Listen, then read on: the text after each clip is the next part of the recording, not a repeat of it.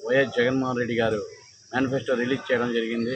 Manifesto చాలా గతంలో 2019 కంటే 2024లో ఇంకా నా భూతో నా భవిష్యత్ అన్నట్టు మేనిఫెస్టో చాలా బాగుంది.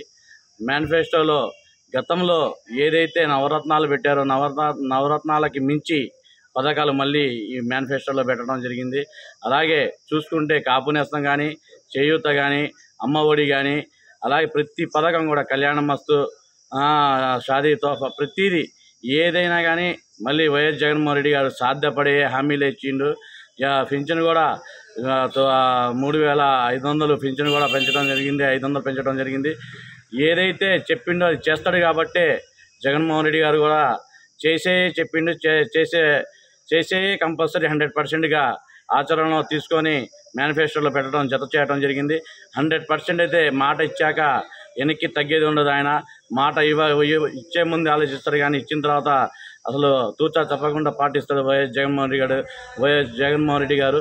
ఈ 5 సంవత్సరాలు కూడా ప్రతి పథకం పేదోళ్ళకి ప్రతి పేదవాడికి ఇంటి దగ్గర తీసుకుపోయి అందించిన ఘనత వైఎస్ జగన్మోహన్ రెడ్డి గారికే ఉంది. నవరత్నాలకు మించి ఈ మేనిఫెస్టో ఉండటం జరిగింది. మళ్ళీ వైఎస్ జగన్మోహన్ రెడ్డి గారిని బడుగు బలహీన వర్గాలు మొత్తం ఎస్టీ, ఎస్సీ, బీసీ, మైనార్టీలు అందరూ కలిసి మళ్ళీ వైఎస్ జగన్మోహన్ రెడ్డి గారిని సీఎం చేసుకుంటాం.